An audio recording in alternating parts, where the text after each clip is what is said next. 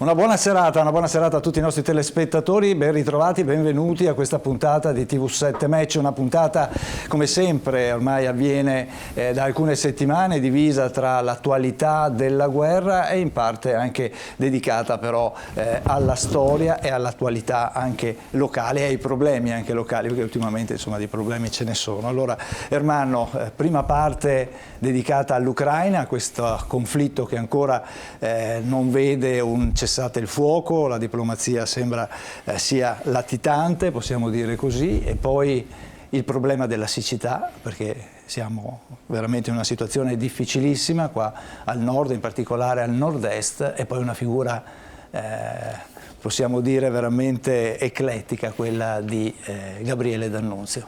Certamente, abbiamo scelto 3 temi, purtroppo uno è obbligato perché la guerra ci obbliga a restare sul tema. C'è una notevole evoluzione di questa guerra, c'è una sorta di assestamento della guerra, cioè non si vede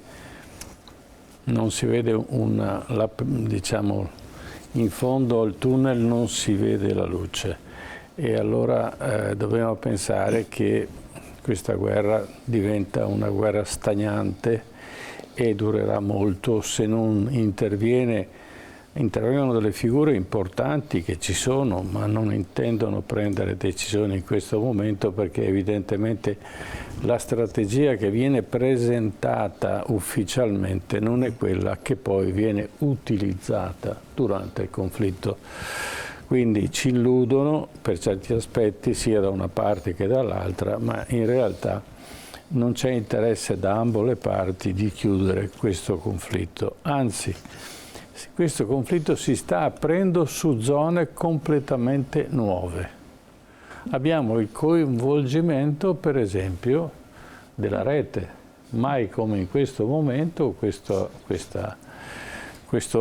diciamo, mezzo considerato ludico, perché la rete è sempre stata la via diciamo, dei giochi, delle connessioni, delle fake news, e invece in questo momento diventa una cosa seria al punto tale che poi viene coinvolta addirittura nel finanziamento della guerra e nel finanziamento delle risorse. Cosa vuol dire?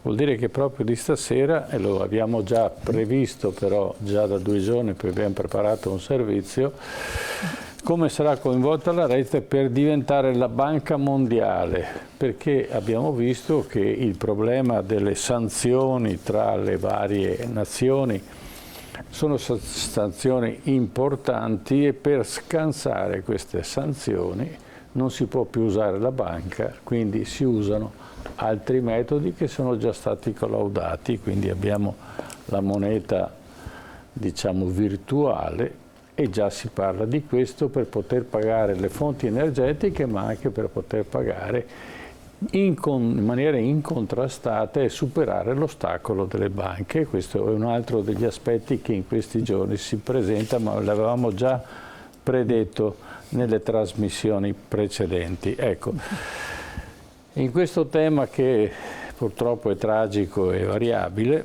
abbiamo degli ospiti che ci aiutano a capire meglio quello che sta succedendo, e in particolare 2 colleghi che ci parlano direttamente dall'Ucraina, Matteo Scialpi e Simone Tropea.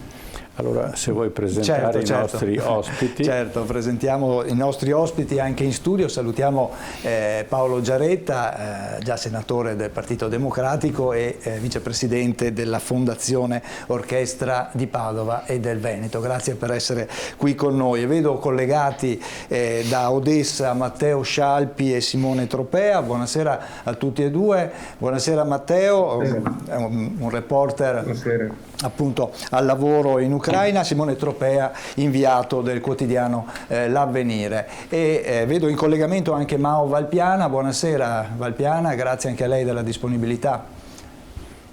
Buonasera a lei e ai suoi telespettatori. Grazie. Mao Valpiana è presidente nazionale del Movimento Non Violento e in studio saluto il professor Marco Mascia. Buonasera professor Mascia. Allora, Marco Mascia è docente di relazioni internazionali all'Università di Padova e anche, non so se lo sia ancora, direttore del centro, no non lo è più, del centro di Ateneo per i diritti umani. Bene, ecco, allora con voi cercheremo un po' di fare il punto della situazione. Avremo la voce dunque diretta da Odessa con i due colleghi che sono appunto con noi questa sera e poi cercheremo di approfondire anche con gli altri ospiti, Ermanno, un po' una situazione che come giustamente dicevi tu si sta un po' assestando anche, no? C'è un momento in cui sembra che la guerra si stia un po' fermando, rallentando.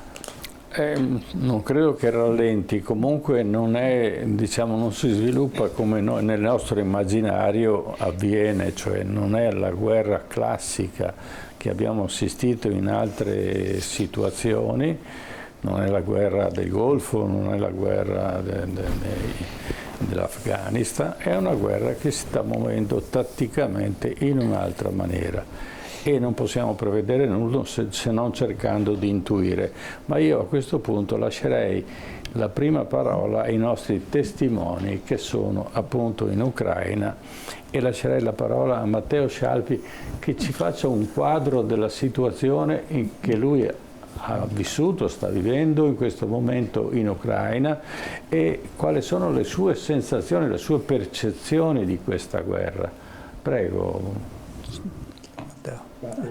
Diciamo buonasera a tutti, vivendo qui quotidianamente a Odessa c'è un'area strana, nel senso che la giornata ogni tanto comincia con la sirena, cioè con qualche colpo di contraerea, poi nel resto della giornata tutto va avanti abbastanza tranquillamente e apparentemente la guerra sembra che non ci sia. Si percepisce perché c'è meno poca gente, perché ci sono i negozi in gran parte chiusi, alcuni sono blindati per la protezione delle vetrine e la cosa più impressionante però sono gli altri aspetti, vedere le strade con posti di blocco, cavalli di Frisia, la stazione con il centro di raccolta di profughi dalle altre città che arrivano qui a Odessa e poi vengono smistate attraverso i centri di volontari che gestiscono queste operazioni.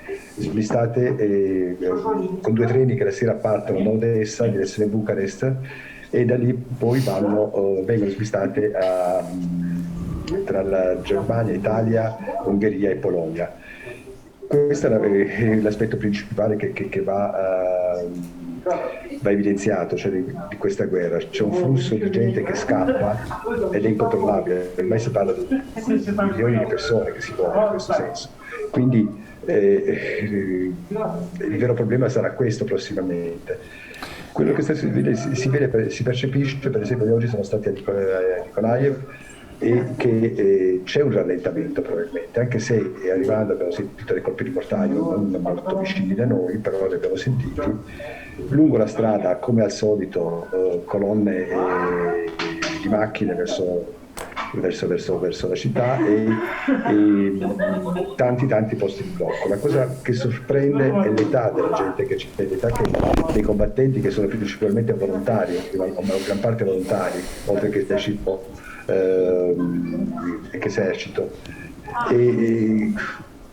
Per altre cose, come diceva prima Armando, la guerra che si sta combattendo qui è una guerra di social media, per esempio, molto importante. Ci sono dei canali Telegram che fanno informazione, ma controinformazione e a volte fake. E quindi questo è un altro tipo di guerra che si sta muovendo. Quello che sorprende è per esempio l'assenza di mezzi pesanti. Io venendo dalla Romania e andando verso prima Odessa e poi oggi anche verso Nikolaev, mezzi pesanti non ne ho visti. Mentre le notizie parlano di un arretramento dell'attacco dell'offensiva russa nei riguardi di Nikolaev, e uscendo da Nikolaev oggi abbiamo incontrato diversi camion che portavano degli ammezzi blindati russi, alcuni bruciati, altri in perfette condizioni, probabilmente senza benzina. Oggi poi abbiamo intervistato con Simone dei profughi di alcuni villaggi più vicini e ci hanno riferito per esempio una cosa stranissima, che i russi non sono cattivi, cioè hanno dato una sensazione di quasi di rispetto reciproco e d'altronde ci raccontavano che hanno anche parenti entrambi da una parte e dall'altra degli schieramenti. Questa è la mia sensazione, credo che anche Simone può intervenire e dare il suo parere, la sua impressione su questo. Quindi ci troviamo in una situazione tipo quella balcanica, una situazione balcanica che erano fratelli, amici, si conoscevano però si combattevano all'epoca, nel secolo scorso, quando c'è stata la guerra in Jugoslavia, no? È una situazione analoga? Cioè gente che si conosce ma si combatte tra di loro. Lei mi ha descritto questa vicinanza, però nello stesso tempo questo contrasto tra russi e ucraini. Mi sente? Sì, sentiamo. Prego. È che siamo purtroppo nella hall dell'albergo, ci sono degli ospiti che fanno un po' di baldoria. Sabotatori. Ho capito, bene. Tra l'altro il nostro albergo meglio così, domenica scorsa è stato oggetto di una sparatoria di cui la natura non riusciamo a capire, perché prima è stata l'antiaereo, poi c'è stata la contraerea, subito dopo un'esplosione fortissima ed è stata attribuita da un drone. Però scendendo giù nella hall abbiamo incontrato un ferito e una raffica di colpi sulla facciata dell'albergo. Quindi pensiamo che ci sia anche un regolamento di conti in atto, probabilmente tra chi vuol gestire qualcosa, quindi nella città. Certo. Simone Tropea vuole darci la sua percezione di questa guerra in Ucraina. Sì, grazie per l'invito. Io mi ricollego a quello che ha detto ora Matteo.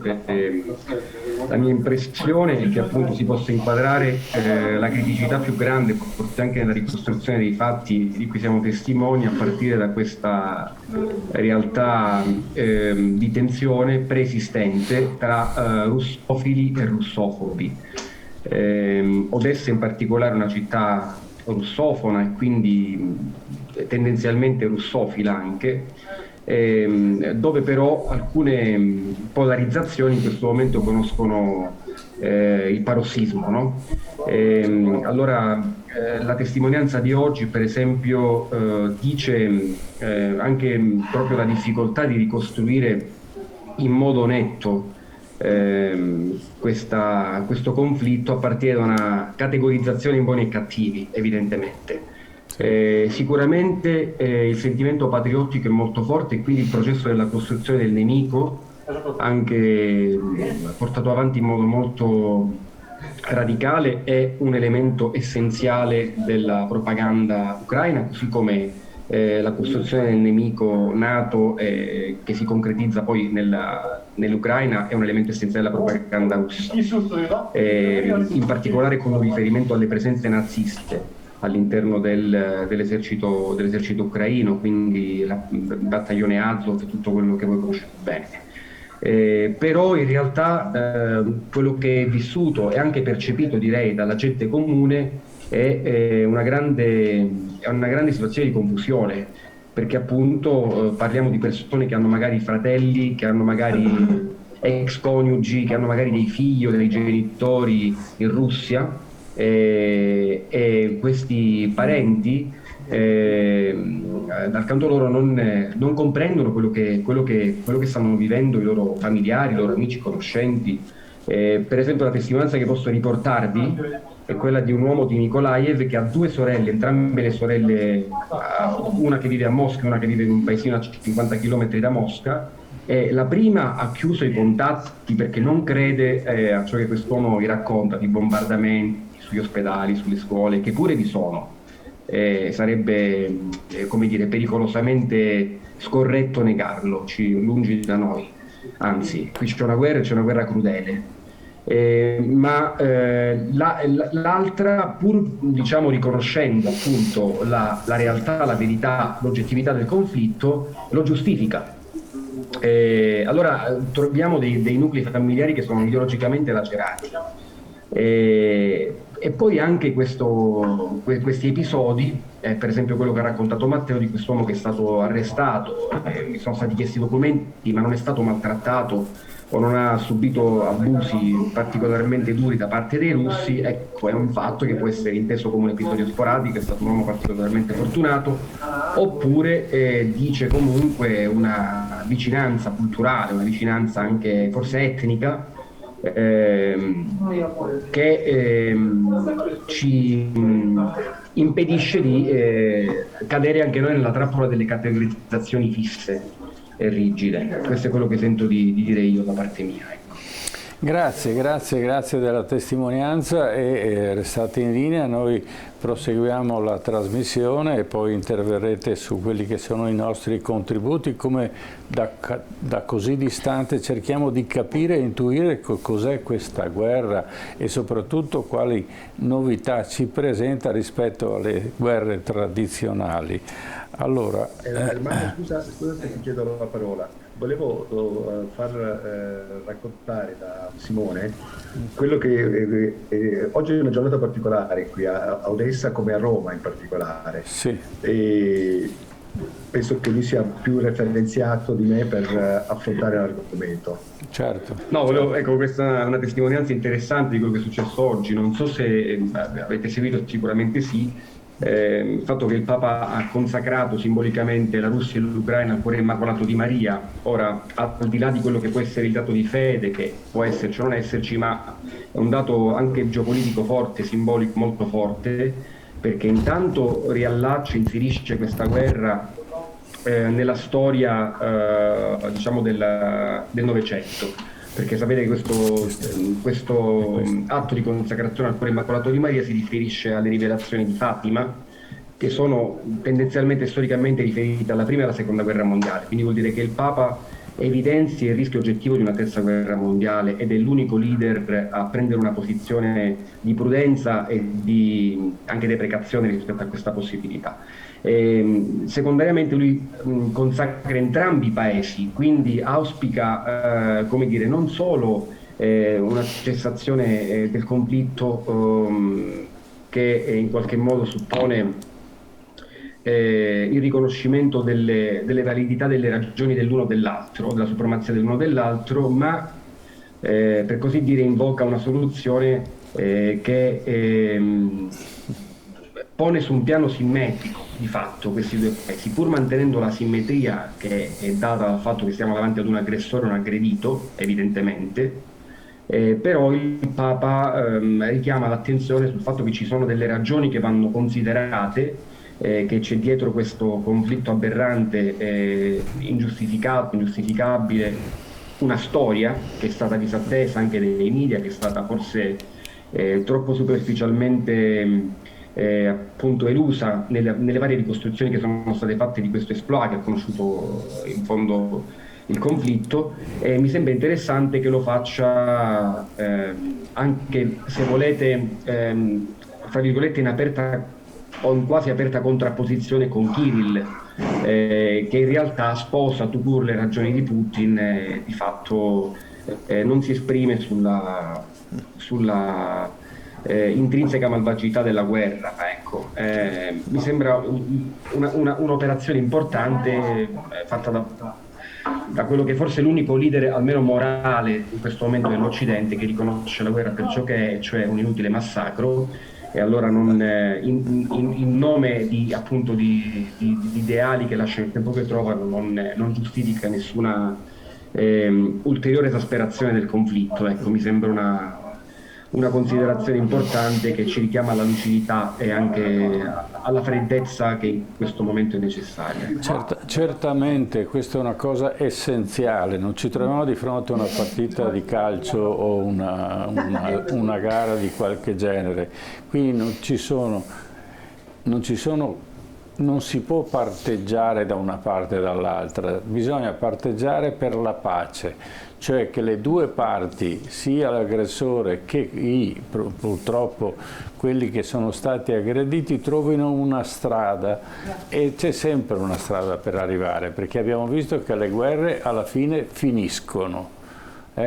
Non continuano all'infinito, quindi accelerare questa chiusura di questo conflitto bisogna che si mettano i grandi della terra, quelli che hanno il potere di farlo, giustamente il Papa, e direi che il primo, forse Giovanni XXIII, intervenne allora nella diatriba di Cuba, quando appunto Khrushchev mandò i missili a Cuba e i Nixon, John Fitzgerald Kennedy si oppose e trovarono una soluzione e si mise di mezzo Giovanni XXIII. Quindi un peso queste persone, queste figure ce l'hanno, ed è giusto che lo usino in questa maniera. Adesso facciamo vedere il contributo, appunto, Papa Bergoglio. Mi sono vergognato, prego. L'odio e la rabbia alla guerra io l'ho imparato del mio nonno, che aveva fatto il Piave nel 14, e lui mi ha trasmesso questa rabbia alla guerra, perché mi raccontai le sofferenze di una guerra. Con la guerra tutto si perde, tutto. Non c'è vittoria in una guerra, tutto è sconfitta. Ma io mi sono vergognato quando ho letto che, non so, un gruppo di stati si sono compromessi a spendere il 2% del PIL nella compra di armi, come risposta a questo che sta dentro. Una pazzia, Ecco, abbiamo visto appunto questa follia che lui condanna, perché comunque la guerra non si deve fare. Ci sono mille altre soluzioni, ci sono mille altre possibilità, e soprattutto educare i giovani ad arrivare a un conflitto per poter avere il sopravvento sull'altro. Questo è uno degli insegnamenti che ancora non viene tolto dalla didattica della scuola. Ancora adesso parliamo di Giulio Cesare come se fosse un eroe, come se fosse il primo imperatore di Roma, e fu uno stragista all'estremo, al punto tale che si vantò addirittura dei crimini che combinò nella sua scrittura, nella sua stesura del De Bello Gallico, e ancora lo studiamo. E ancora i professori non spiegano che quello era un genocidio, perché lo ha fatto e se n'è vantato. Allora bisogna che anche a scuola spieghino, perché sennò quando i giovani hanno una certa età sono già mentalmente impostati al conflitto, e non è giusto che sia così. Io ricordo, non so se l'abitudine è rimasta, che in Svezia, quando ero giovane, era vietato l'uso di armi giocattolo, che non si potevano vedere film di conflitto. Evidentemente erano un pelino più avanti di noi. E allora, professor Mascia, vuole commentare lei un attimo questo conflitto che sta coinvolgendo tutto il pianeta, perché non c'è nazione esclusa, c'è una guerra non soltanto di armi, c'è una guerra energetica, c'è una guerra di denaro, c'è una guerra di scambi reciproci, di aiuti e supporti reciproci, al fine non di chiudere la guerra ma di continuarla. Prego lei. Sì, penso che questo conflitto ci stia dicendo una cosa importante. La volontà di mettere fuori gioco definitivamente il sistema internazionale multilaterale a partire dall'Organizzazione delle Nazioni Unite. Cioè, diversamente da ieri, oggi la comunità internazionale ha gli strumenti per prevenire i conflitti e per fare la pace. E lo strumento più importante è l'Organizzazione delle Nazioni Unite, creata all'indomani della Seconda Guerra Mondiale, con il compito appunto di mantenere pace e sicurezza internazionale. L'incipit del preambolo della Carta delle Nazioni Unite, no, recita così, cito: noi popoli delle Nazioni Unite decisi a salvare le future generazioni dal flagello della guerra. Quindi, no, e queste parole sono state scritte all'indomani della Seconda Guerra Mondiale. Quindi la domanda è perché non si è voluto negoziare prima che scoppiasse il conflitto e perché non si è voluto coinvolgere l'Organizzazione delle Nazioni Unite, un'organizzazione che è stata emarginata, che è stata umiliata e che spesso gli Stati, in particolare quelli più forti, strumentalizzano. Ora, se vogliamo negoziare, dobbiamo anche capire che il negoziato deve essere fatto in buona fede. No? Cioè deve esserci un negoziato reale, non può essere un negoziato simbolico. Ora, da entrambe le parti, lo diceva lei poc'anzi, non si è mai voluto negoziare, ma non soltanto dopo che è scoppiato il conflitto, ma anche prima che scoppiasse il conflitto. Io ricordo il tavolo negoziale che si è fatto tra il 10 e il 15 di gennaio di quest'anno, quindi poco prima che scoppiasse il conflitto, tra Russia e Stati Uniti e tra Russia, Stati Uniti, NATO, tra Russia, Stati Uniti e Organizzazione per la Sicurezza e la Cooperazione in Europa.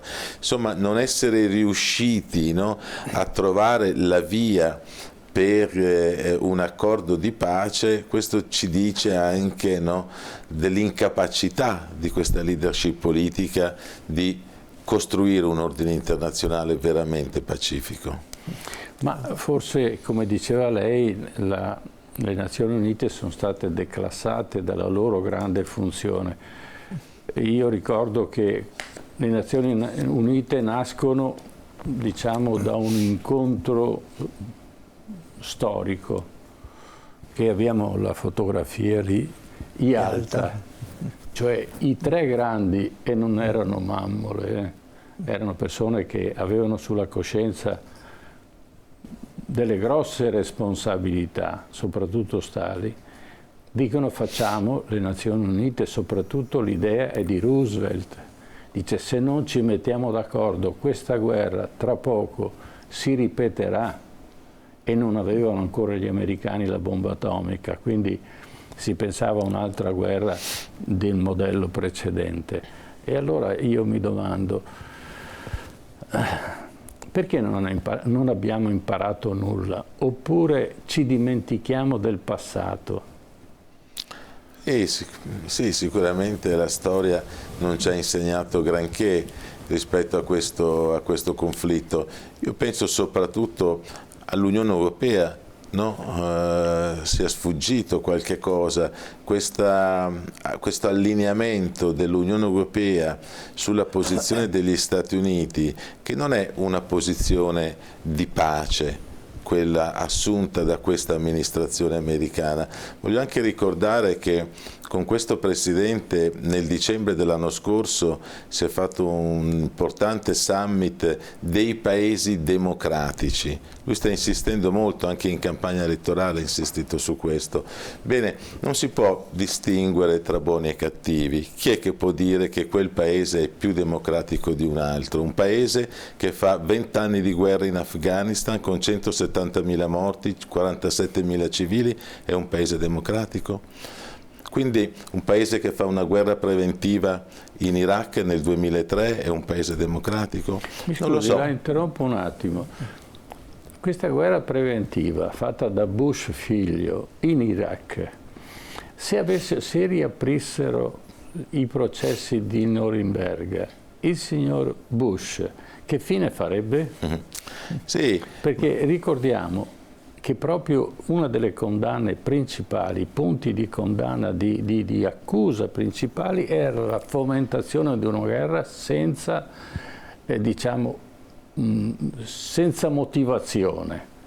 E Bush non ha motivazioni, è dimostrato che non c'erano motivazioni, non c'erano armi di distruzione di massa, peraltro i servizi italiani avevano fornito false indicazioni agli Stati Uniti, che avevano colto di buon grado questa cosa e avevano aggredito l'Iraq. Allora, mi spieghi, che fine avrebbe fatto se i processi di Norimberga fossero ancora aperti? No, adesso intanto voglio ricordare che l'Università di Padova ha dato la laurea honoris causa ad Hans Blix nel 2004, no? Che aveva appunto accertato che non c'erano le armi di distruzione di massa in Iraq, in memoria della verità. Ma oggi abbiamo la Corte Penale Internazionale, il procuratore generale della Corte Penale Internazionale ha nei mesi scorsi aperto un'indagine sui crimini di guerra contro l'umanità commessi in Afghanistan, non soltanto dall'esercito afghano ma anche dalle forze multinazionali, in particolare dalle forze americane. E qualche giorno fa abbiamo sentito che il procuratore generale della Corte ha aperto l'indagine anche sui crimini di guerra e crimini contro l'umanità commessi in Ucraina. Abbiamo un problema, che né gli Stati Uniti, né la Russia, né l'Ucraina hanno ratificato lo Statuto di Roma, che è lo statuto, il trattato che ha istituito la Corte Penale Internazionale. Nemmeno la Cina lo ha ratificato. Avrebbe nociuto in qualche maniera. Ecco. Allora ci fermiamo un attimo per la pubblicità, perché ne abbiamo necessità anche noi, e poi riprendiamo sempre su questo argomento, se ci sono altre strade alternative ad una guerra.